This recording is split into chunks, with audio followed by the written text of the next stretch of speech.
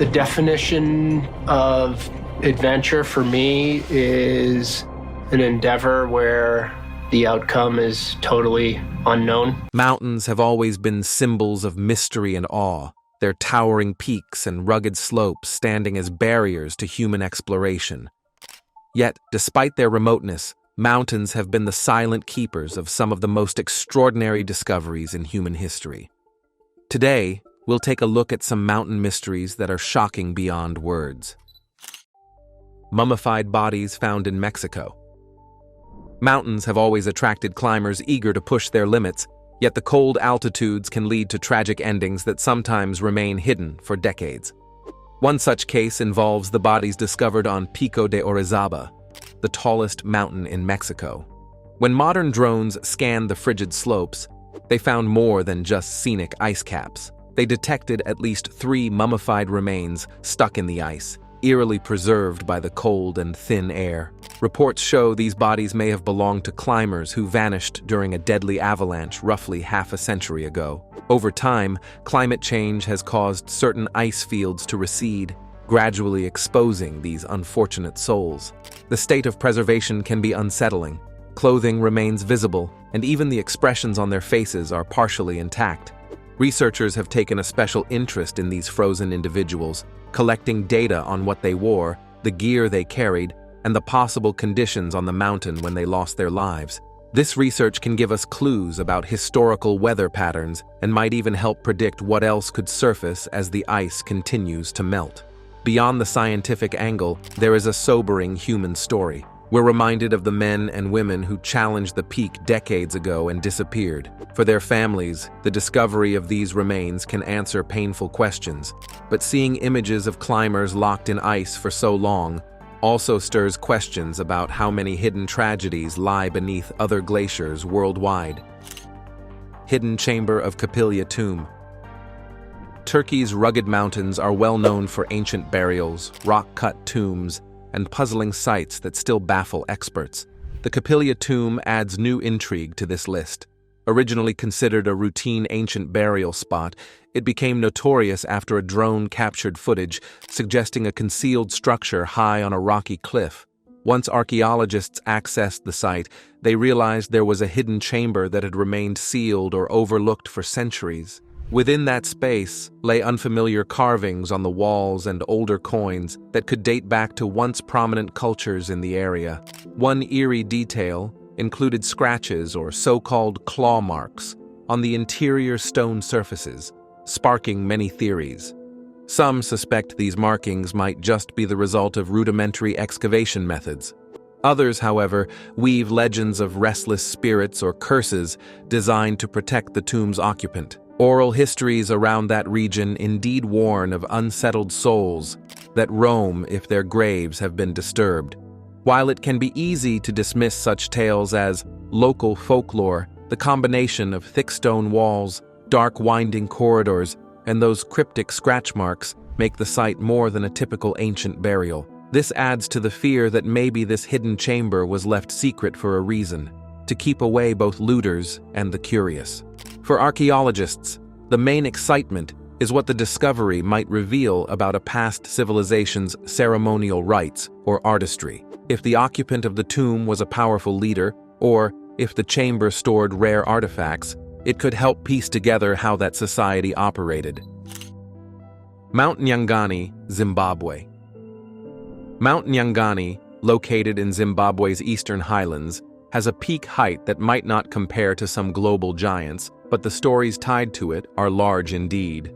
Dubbed the mountain that swallows people, it has a well-earned local reputation for unexplained disappearances. Hikers and explorers have gone missing there under puzzling circumstances. Some never returned, while others somehow reappeared in a state of disorientation, unable to describe what they witnessed. Local folklore suggests that powerful ancestral spirits guard this sacred ground, punishing those who misbehave or disrespect the area. Stories speak of unusual illusions, like bright snakes, bowls without flames, or random gold objects, that, if disturbed or followed, can lure unsuspecting hikers to their doom. Beyond the cultural traditions, practical reasons for vanishings include fast-moving fog, sudden storms, and deep ravines hidden by thick vegetation. For centuries, local residents have urged visitors to follow rules of conduct. For instance, hikers are often told to avoid negative language, remain on well-trodden paths, and refrain from picking up anything mysterious they find. While some may write these off as superstitions, many travelers who ignored these precautions have ended up lost in the uncharted slopes. Drones bring a new vantage point, helping to scan dense areas for missing persons. But not all mysteries get solved. If anything, overhead footage of swirling clouds and steep terrain only heightens the site's reputation as dangerous ground. Beautiful though it may be, Mount Nyangani remains cloaked in tales of the unexplainable, a testament to the interplay of nature's hazards and cultural heritage. Face carved into Reeks Island. British Columbia's coastline is dotted with hidden bays, steep cliff faces, and thick forests that few people have fully explored. One of the most talked about curiosities is the large face carved into rock on Reeks Island. A Vancouver Island First Nation group has made an amazing discovery. It's a face in a rock 7 feet high found on the edge of a cliff on a remote island. A passing drone operator captured what appears to be a 7-foot-tall carving of a stern or thoughtful-looking visage on a sheer cliff, prompting speculation from archaeologists, local indigenous groups, and curious onlookers. Some experts suggest it could be a modern installation, an anonymous artist's grand vision placed in a spot difficult to reach. Others argue it might be much older, linked to a First Nations tradition of carving significant figures into rock. That idea is supported by the region's cultural history, which includes totems, petroglyphs, and other symbolic works of art that served ceremonial roles. Yet so far, no official record is tied to this particular carving. Weathering on the stone suggests it has been there for more than just a few years, but no one can pin down an exact date or creator. The remote location complicates in-person examination. Accessing the site would require specialized climbing gear or watercraft, and even then, the unpredictable tides and limited footing make the operation risky. Local rumors mention a stone guard or watcher that is meant to overlook the channel, warning travelers or guiding spirits. Whatever the reason, the face exists as a silent sentinel, leaving an impression on those who glimpse it. Cave of Crystals. Mexico's Cave of Crystals, located in Naka, Chihuahua, presents a jaw-dropping subterranean site, filled with towering selenite formations, some of which reach lengths of over 10 meters. It is often dubbed an alien world beneath the surface. Though not discovered by a drone per se, drones have captured rare footage, allowing us to see just how massive these crystals are, without risking too many human visits to its inhospitable environment. The key factor making it nearly uninhabitable is intense heat. Temperatures can soar to 58 degrees Celsius, 136 degrees Fahrenheit, with humidity hovering near 90 to 100%. Explorers have only brief windows to enter before risking heat stroke or worse. These extreme conditions, however, facilitated the crystal's immense growth over hundreds of thousands of years, as mineral-rich water in a stable environment fostered slow, steady crystallization. Scientists have examined fluid pockets within the crystals and found microbes that might have been isolated for tens of thousands of years, suggesting life's resilience in closed, high-heat habitats. The cave has to be continually drained for the nearby mining operation, raising ethical questions about conservation. Some experts worry that once water levels drop permanently, the crystals may degrade or become more fragile.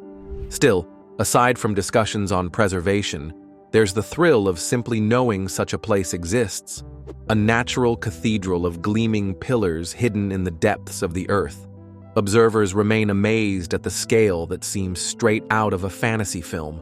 Although perhaps less steeped in folklore than some other mountain discoveries, the sheer wonder factor of huge, sparkling crystals that can kill you with heat in minutes is enough to give the Cave of Crystals a strong place on this list. 3,000-year-old settlement in the Caucasus Mountains. Deep in the Caucasus, archaeologists have used drone technology to uncover a 3,000-year-old settlement, commonly referred to by names like Dimnus Gora in certain accounts, that might dramatically reshape what we know about the region's past. Although the general area was suspected to be rich in archaeological potential, few expected to find evidence of an entire fortress city. Rugged cliffs of limestone and granite have cut the village off for centuries. Even today, it is difficult to reach. Initial estimates indicated substantial walls circling the perimeter, multiple buildings, and hints of advanced irrigation or water storage. Pottery found on site suggests trade with distant communities, as some shards are made from materials not local to the Caucasus. Animal bones further indicate that the settlement maintained livestock or traded for meat. A society of this scale deep in mountainous terrain shows that prehistoric or early historic peoples thrived even in places once considered too remote for large populations. Yet the downfall of this city, that is, what caused it to be left behind, is still up for debate. Climate shifts could have disrupted the agricultural cycle, or perhaps military conflicts forced inhabitants to relocate. Other theories include disease outbreaks or internal strife. Whatever the cause, the city's remains have been preserved under layers of sediment, only to be spotted recently by a drone's overhead mapping.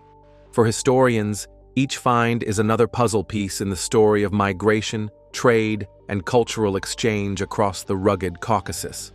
Tourists or armchair explorers might be fascinated as well, but excavation is ongoing, and the site is not yet open to casual visitors.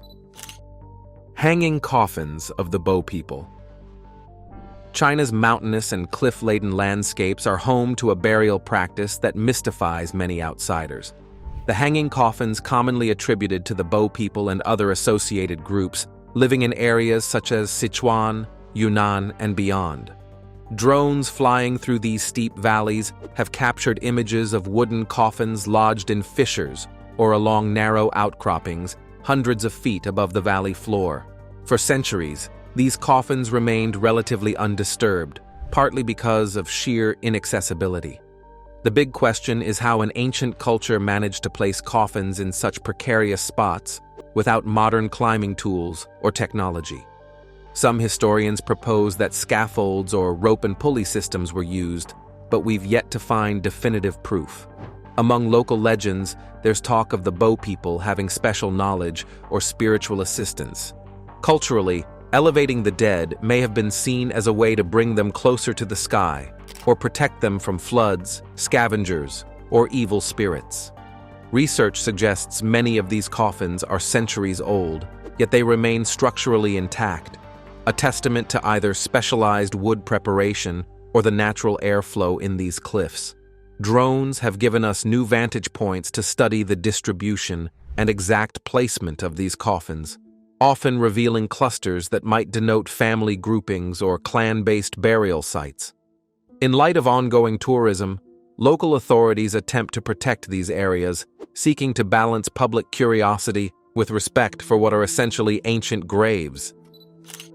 Green Boots of Mount Everest. The highest mountain in the world, Mount Everest, has claimed the lives of hundreds of climbers who attempted to reach its summit. Among the most famous is a figure nicknamed Green Boots, believed to be the body of an Indian mountaineer, often reported as Tsewang Paljor, who died during a sudden 1996 storm. The site is perched around 8,400 meters on the northeast ridge, an area known as the death zone for its sparse oxygen and brutally low temperatures. Green Boots is not the only body visible on Everest, but he has become a notorious landmark, marking how close climbers are to certain checkpoints.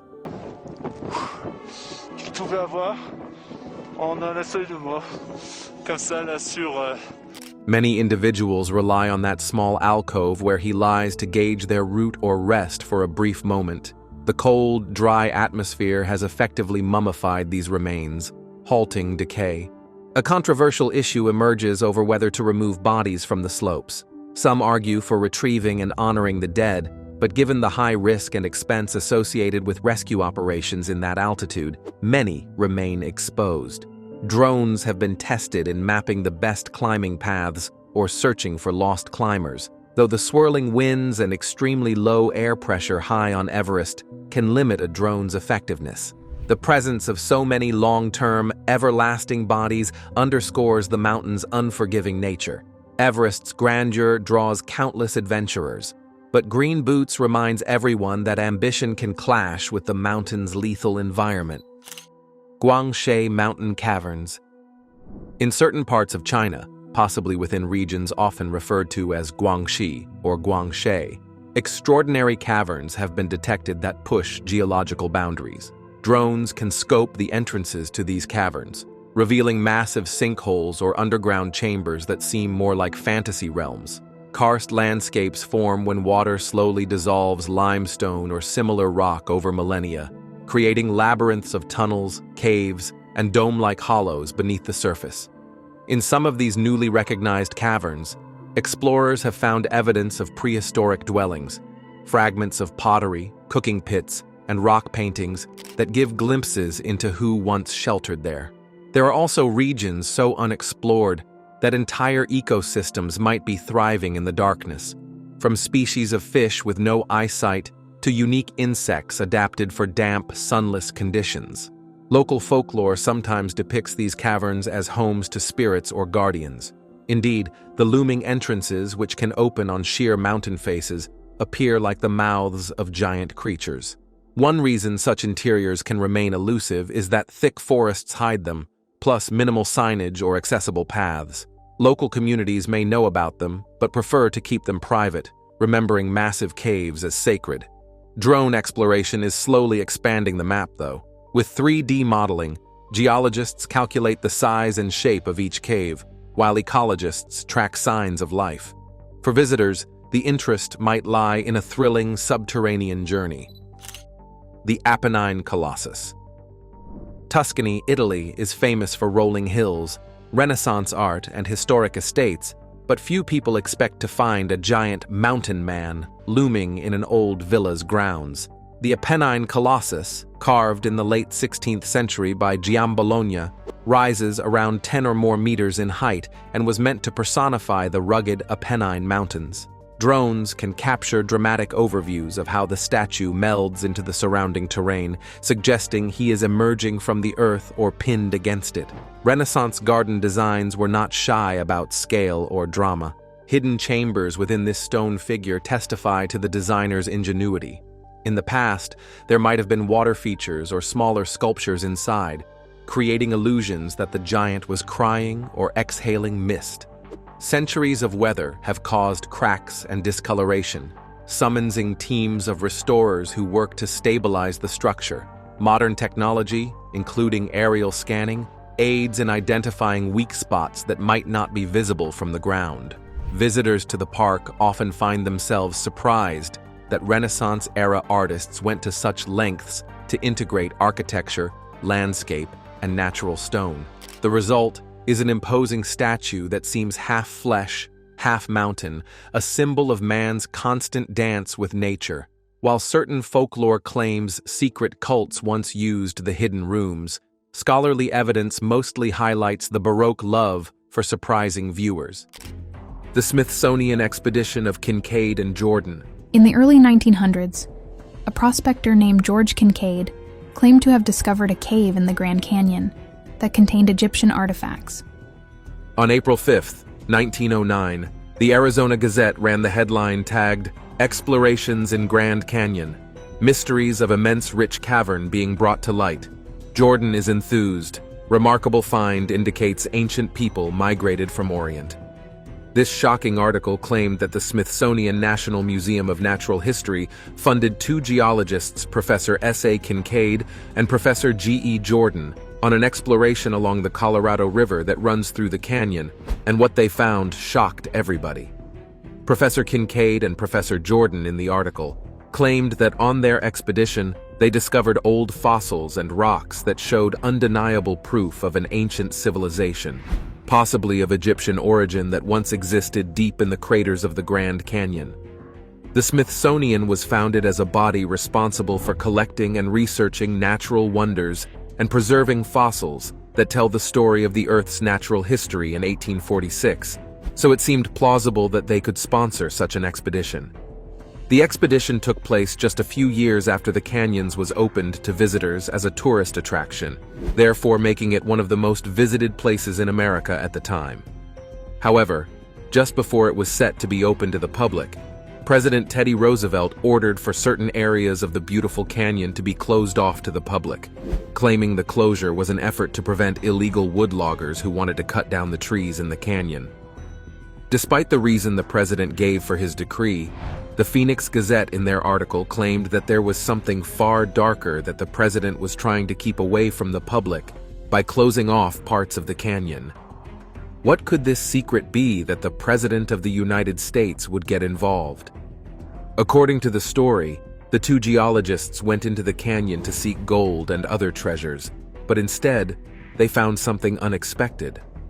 Once in the canyon, Kincaid and Jordan climbed up to 2,000 feet above the ground, about 42 miles from the post known as the Lover Crystal Canyon, where they found a staircase leading up to a massive cave. Expecting to find gold, they strutted into the cave but were instead welcomed by huge oval entrances and fancy ventilation systems.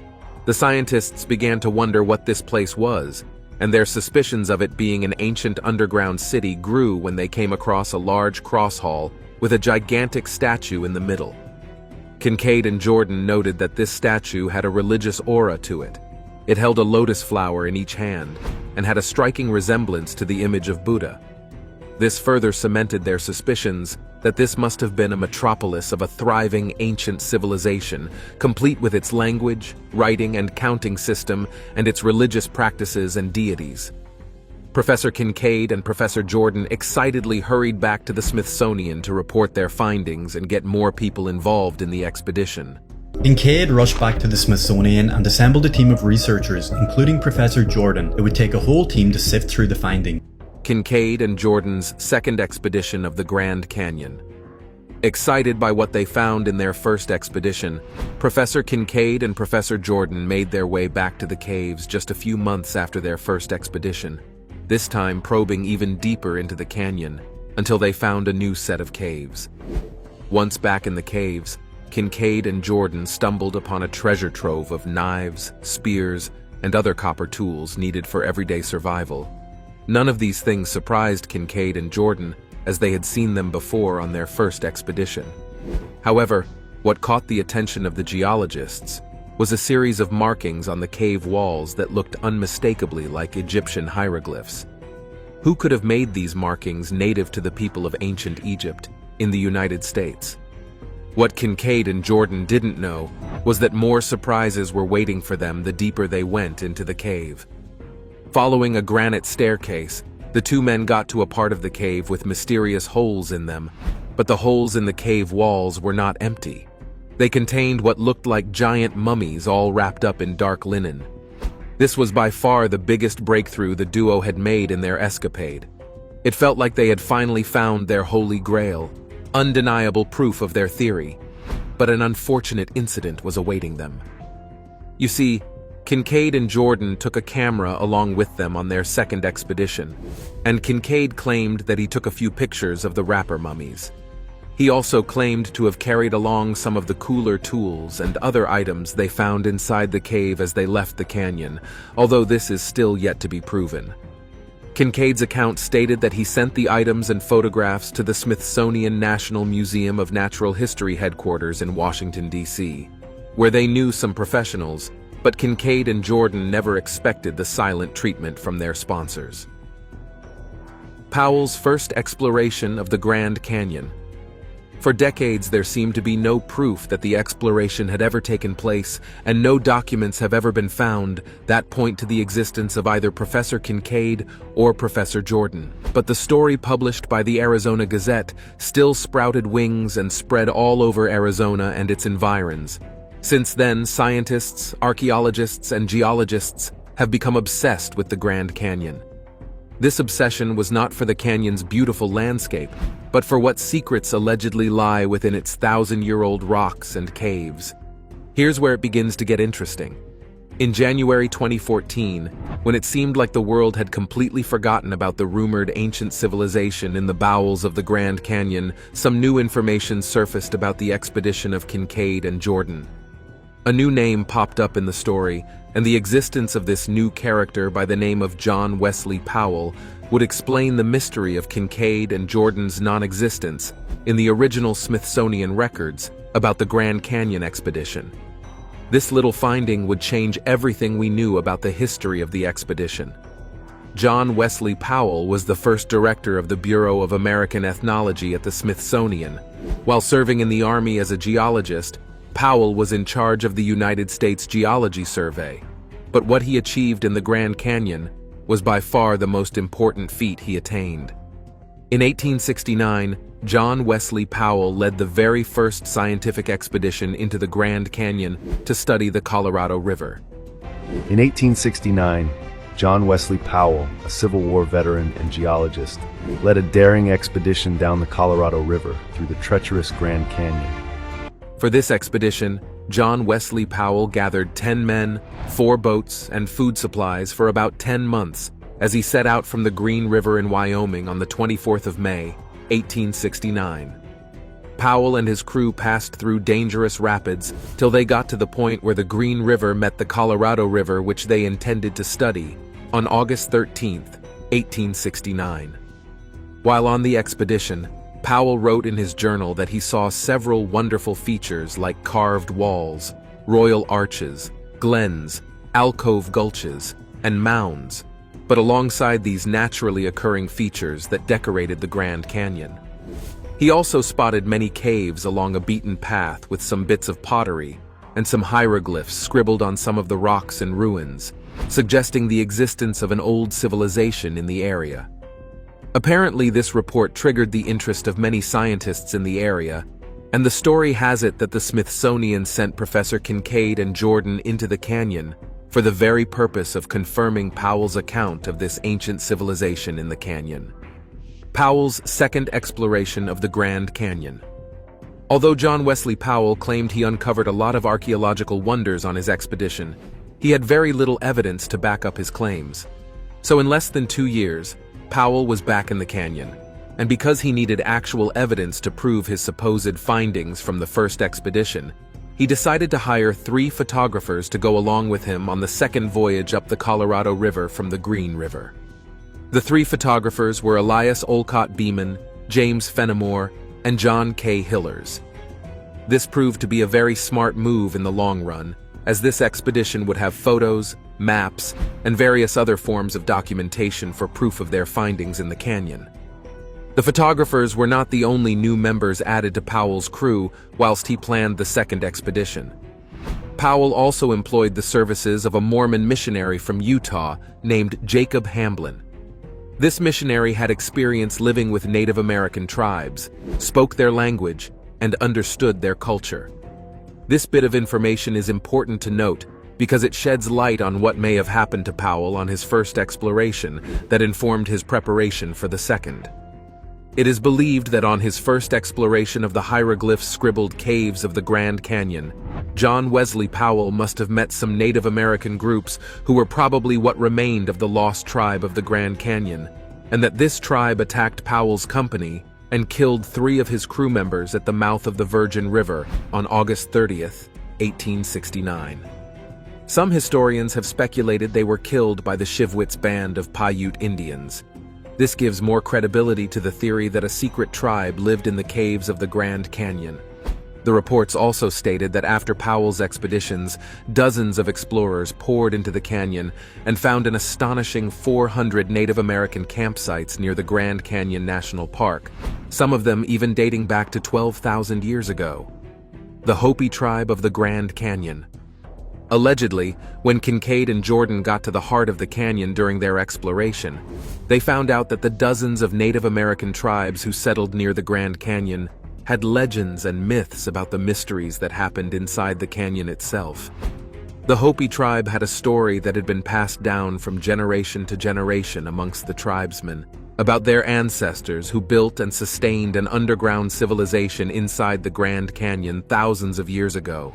According to the stories, the caves in the canyon were home to a tribe of people who would capture any foreigner who was unfortunate enough to wander into one of them. The Hopi tribe is the westernmost division of the Pueblo Indian tribe. They have lived in Arizona for centuries, and although the precise origin of the Hopi people is unknown, it is believed that they and other Pueblo peoples descended from the ancestral Pueblo. tribe known as the Anasazi, whom the Hopi call Hisatsinom, a Pueblo word meaning ancient people.